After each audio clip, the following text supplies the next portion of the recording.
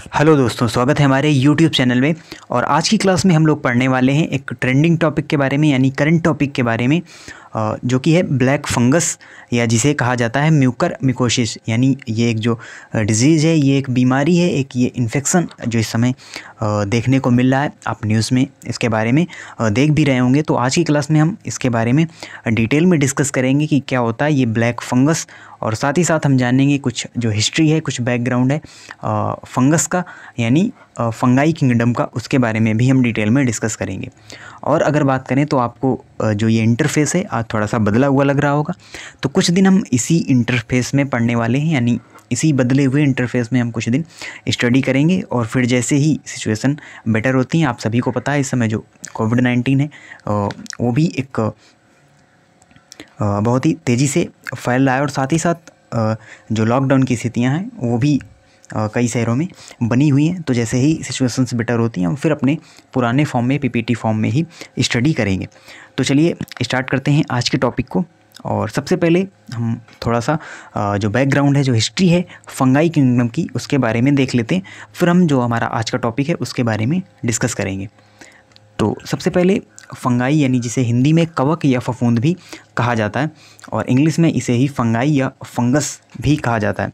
तो देखिए क्या होता है फंगाई, ये एक लाइक डिकम्पोजर टाइप ये जो होते हैं, और साथ ही साथ इनमें क्लोरोफिल नहीं पाया जाता है। यानी जो फंगाई होते हैं, जो कवक होते हैं, इनमें क्लोरोफिल नहीं पाया जाता। और जाहिर सी बात है, अगर क्लोरोफिल नहीं पाया जाएगा तो उसमें जो प्रकाश संश्लेषण है वो भी नहीं होता। यानी ये जो कवक हैं वो प्रकाश संश्लेषण की क्रिया भी नहीं करते, और जब फोटोसिंथेसिस नहीं होगा तो भोजन का निर्माण भी नहीं हो पाएगा। जिसे ये क्या होते हैं, ये पूरी तरीके से दूसरे पर निर्भर होते हैं, यानी अन्य ऑर्गेनिज्म पर ये पूरी तरीके से डिपेंड होते हैं। इसीलिए इनको डिकम्पोजर टाइप भी कहा जाता है, यानी डिकम्पोजर ही होते हैं, और ये दूसरे जो जीव जंतु हैं उनसे ही पोषण प्राप्त करते हैं। और अगर बात करें तो जो फंगस होते हैं, यानी जो फंगाई होते हैं, ये लाभदायक भी होते हैं, हानिकारक भी होते हैं। तो कुछ जो फंगस हैं वो लाभदायक होते हैं और कुछ फंगस हानिकारक भी होते हैं। तो जैसे अगर बात करें हम इनके यूज़ की, तो कहाँ कहाँ पर इनका यूज़ किया जाता है, तो जो फंगस हैं उनका यूज किया जाता है एल्कोहल बनाने में भी। साथ ही साथ एक जो मेडिसिन आती है पेनिसिलिन मेडिसिन, उसको बनाने में भी फंगस का ही यूज़ किया जाता है। और कुछ फंगस का यूज़ हम खाने में भी करते हैं। खाने का मीन्स जब जैसे मशरूम है, ये भी एक फंगस ही है जिसका यूज़ हम खाने में करते हैं। जिसकी सब्ज़ी हम खाते हैं मशरूम की, वो भी एक फंगस ही है। तो देख लेते हैं कुछ इमेज के माध्यम से। तो ये देखिए, ये एक मशरूम है जो कि एक फंगस है। और उसके बाद ये देखिए पेनिसिलिन जो एक मेडिसिन है, उसके निर्माण में भी कवक का यूज़ किया जाता है। और ये फिर देखिए आप मशरूम की इमेज है, तो इसका यूज़ हम खाने में भी करते हैं। और उसके बाद क्या होता है कि कुछ जो कवक होते हैं, कुछ जो फंगस होते हैं, वो हानिकारक भी होते हैं हमारे लिए। वैसे तो ये अटैक नहीं करते हमारी बॉडी पर, बट जब हमारी इम्यूनिटी कमज़ोर हो जाती है, यानी जब हमको कोई अगर रोग है, काफ़ी लंबे समय से कोई बीमारी है, तो फिर इन फंगस का जो खतरा है वो काफ़ी बढ़ जाता है। जो कि हमको इस दौरान देखने को मिल रहा है कि जो व्यक्ति, जो पेशेंट्स कोविड-19 से लड़ चुके हैं, यानी उनको कोविड-19 हो चुका है, उसके बाद वो ठीक हो चुके हैं, तो उनमें ये केसेस ज़्यादा मात्रा में देखे गए। यानी ब्लैक फंगस के जो केसेस हैं उनमें ज़्यादा देखे गए। तो सबसे पहले जान लेते हैं कि जो ब्लैक फंगस है वो क्या होता है, यानी म्यूकर माइसिस जिसे कहा जाता है फंगस, ये क्या होता है। तो ये जो फंगस होता है, ये फंगस का ही एक प्रकार है, यानी कवक का ही एक प्रकार है, या इसे हम ग्रुप ऑफ फंगस भी कह सकते हैं। तो ये जो फंगस है ये क्या कर रहा है, ये आँखों और मस्तिष्क पर अटैक करता है, जिससे जो इसके सिम्टम्स हैं वो भी काफ़ी देखने को मिल रहे हैं। सबसे पहले आप ब्लैक फंगस देखिए, ये देखिए मिट्टी में और जो गंदगी वाली जगह है वहाँ पर पाया जाता है ये ब्लैक फंगस। और ये पहले भी पाया जाता रहा है, लेकिन ये न्यूज़ में चर्चा में क्यों आया, ये चर्चा में इसलिए आया क्योंकि इसका इन्फेक्शन काफ़ी बड़ी मात्रा में देखा जा रहा है। इस समय कोविड से ठीक हो चुके जो पेशेंट्स हैं उनमें इसका जो इन्फेक्शन है वो काफ़ी बड़ी मात्रा में देखने को मिल रहा है, इसीलिए ये चर्चा में आया। नहीं तो ये जो फंगस है वो पहले भी मौजूद था और अब भी मौजूद है। तो ये जो मिट्टी होती है ये देखिए काले रंग का होता है, इसीलिए इसको ब्लैक फंगस कहा जाता है। और साथ ही साथ ये गंदगी वाली जगहों में ज़्यादा हमको देखने को मिलता है। और बात करें तो ये हमारे शरीर में अटैक करता है आइस में और ब्रेन में यानी मस्तिष्क और आँखों पर इसका अटैक होता है। उसके बाद इसके काफ़ी सिम्टम्स भी हमको देखने को मिलते हैं। तो sign and symptoms of black fungus क्या होते हैं? तो देखिए, फीवर आना, सिर दर्द, रेडनेस और आँखों में जो प्रॉब्लम है वो भी काफ़ी मात्रा में देखने को मिलती है, जो कि हमको वर्तमान में देखने को मिल रही है। जो कोविड से ठीक हो चुके लोग हैं उनमें इनके लक्षण देखने को मिल रहे हैं, यानी उनकी आइज़ में प्रॉब्लम हो रही है, उनकी रोशनी तक चली जा रही है। तो ये जो सिम्टम्स हैं वो हमको देखने को मिल रहे हैं इस समय, इसीलिए हम इसके बारे में पढ़े।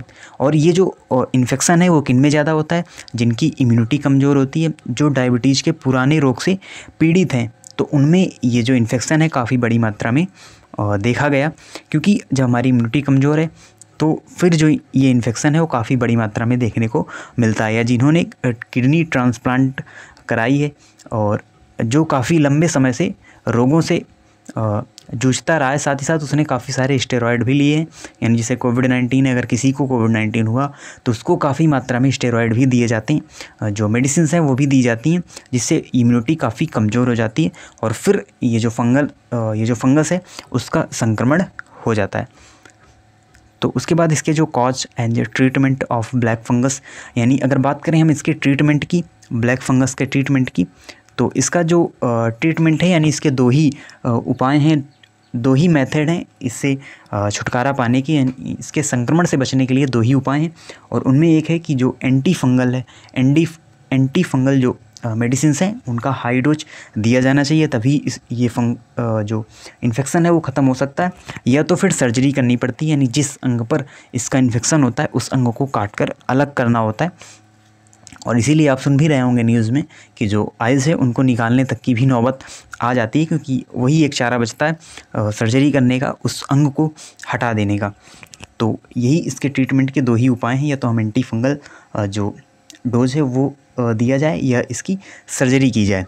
और अगर बचाव की बात करें तो इसके बचाव के जो गंदगी वाली जगहें हैं उनसे दूर रहें, साथ ही साथ अपनी सबसे पहले इम्यूनिटी को स्ट्रॉन्ग करें, जिससे कि ये जो फंगस है वो आपको संक्रमित ना कर पाए। और इम्यूनिटी मजबूत करने का एक ही तरीका है जो कि इस समय चल भी रहा है और काफ़ी लोग उससे डर रहे हैं, यानी कि वैक्सीनेशन इस समय ज़ोरों शोरों पर चल रहा है, आप देख भी रहे होंगे। तो वैक्सीनेशन की जो प्रक्रिया है वो बराबर चल रही है। तो अगर आप भी अभी तक आपने वैक्सीनेशन नहीं कराया तो ज़रूर कराएं, इससे हमारी इम्यूनिटी भी स्ट्रांग होती है। हम कोरोना के साथ साथ इस टाइप के जो इन्फेक्शंस हैं, जो फंगल इन्फेक्शंस हैं, उनसे भी बचे रहेंगे। तो इसका एक ही उपाय है, वैक्सीनेशन ज़रूर कराएं। और एक वीडियो हम इससे रिलेटेड भी बनाएंगे, अपने वैक्सीनेशन एक्सपीरियंस से भी आपके साथ शेयर करेंगे, जो हमारा वैक्सीनेशन एक्सपीरियंस रहा, क्योंकि हमने जो वैक्सीन लगवाई है अभी कुछ दिन पहले और कोई भी दिक्कत नहीं हुई। कोई भी आप अफवाहों पर ध्यान न दें, सभी के बारे में उस वीडियो में बात करेंगे। तो ये हमारा ऑल ओवर टॉपिक था, जो कि काफ़ी ट्रेंडिंग टॉपिक था, करंट टॉपिक था। तो इसी प्रकार के करंट टॉपिक के बारे में हम डिस्कस करते रहेंगे। कुछ दिन इसी इंटरफेस में आपको मैनेज करना होगा, फिर हम जैसे ही जो सिचुएशंस हैं बेटर होती हैं, हम फिर अपने पुराने फॉर्म में ही उसी प्रकार से वीडियोज़ लाते रहेंगे। तो मिलते हैं आपसे नेक्स्ट वीडियो में, तब तक के लिए धन्यवाद।